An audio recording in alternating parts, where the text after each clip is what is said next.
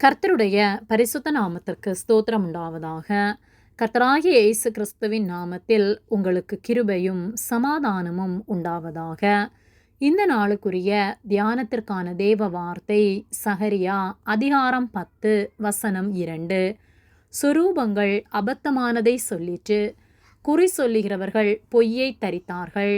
சொப்பனக்காரர் வீணானதை சொல்லி வியர்த்தமாக தேற்றரவு பண்ணினார்கள். ஆகையால் ஜனங்கள் ஆடுகளைப் போல சிதறி மேய்ப்பனில்லாததினால் சிறுமைப்பட்டார்கள்.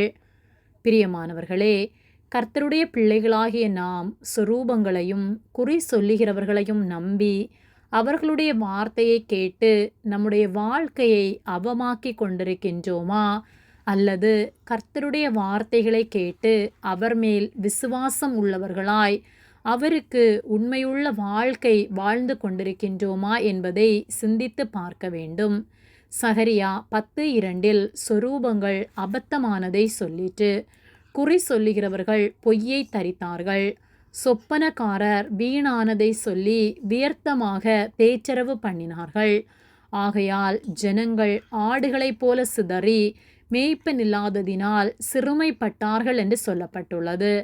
மனிதர்களுடைய ஆலோசனையை கேட்டு மனிதன் பேசுகிற வார்த்தைகளை நம்பி நாம் வாழ்வோமானால் நம்முடைய வாழ்க்கை பல வேளைகளில் தாறுமாறானதாய், நாம் நினைத்த காரியங்கள் நடக்காமல் காணப்படுகின்றது.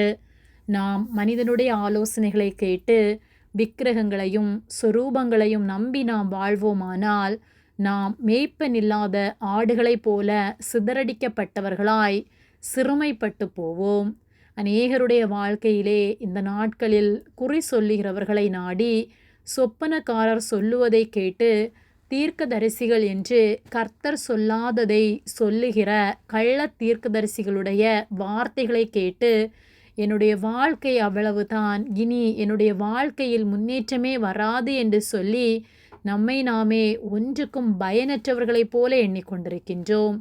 ஆனால் கர்த்தரை நம்பி நாம் நம்முடைய வாழ்க்கையை கர்த்தரிடத்தில் ஒப்பு கொடுத்து, என்னுடைய காலங்கள் அவருடைய கையில் இருக்கிறது, அவர் எனக்கு நலமானதை தருவார் என்று சொல்லி அவர் மேல் விசுவாசித்து நம்முடைய சுய புத்தியின் மேல் சாயாமல் மனுஷ ஆலோசனையின்படி நடவாமல் கர்த்தருக்கு பயந்து அவருடைய வார்த்தைகளை கைக்கொண்டு அவர் ஆலோசனையை கேட்டு நாம் வாழும்போது நம்முடைய வாழ்வு ஆசீர்வாதமுள்ளதாய் சமாதானமுள்ளதாய் காணப்படும். ஆகவே மனிதன் சொல்லுகிறவற்றை சொரூபங்களுக்கு முன்பாக நின்று விக்கிரகங்களை வைத்து அல்லது ஏதோ ஒரு மந்திரத்தை தந்திரத்தை வைத்து சொல்லுகிற மனிதர்களை நம்பாமல் நம்மை உண்டாக்கின ஜீவனுள்ள தேவனை நோக்கி பார்ப்போம். அவர் நம்முடைய வாழ்வை ஆசீர்வதித்து நாம் சமாதானத்தோடு வாழ நமக்கு உதவி செய்வார். ஆமேன். ஜெபம். எங்களை அதிகமாக நேசித்து வழிநடத்தி வருகிற எங்கள் அன்பின் பரிசுத்த பிதாவே, இந்த நாளையும் நாங்கள் காணும்படியாக நீர் எங்களுக்கு ஜீவனை தந்த உம்முடைய அன்பிற்காக நாங்கள் உமக்கு நன்றி செலுத்துகின்றோம். நாங்கள் தியானித்த வார்த்தையின்படியே நாங்கள் உம்மை மட்டும் நம்பி உம்முடைய வார்த்தைகளுக்கு கீழ்ப்படிந்து நடக்க எங்களுக்கு உதவி செய்யும்படியாய் ஜெபிக்கின்றோம். மனிதனுடைய வார்த்தையை நம்பி நாங்கள் ஏமாந்து போகாதபடிக்கு உம்முடைய வார்த்தையை நம்பி நாங்கள் ஜீவிக்க எங்களுக்கு நீர் உதவி செய்வதற்காக நன்றி செலுத்துகின்றோம். எங்களை உம்முடைய கரத்திலே ஒப்பு கொடுக்கின்றோம். இயேசுவின் நாமத்தில் ஜெபிக்கின்றோம் பிதாவே. ஆமேன். கர்த்தர் உங்களை ஆசீர்வதிப்பாராக.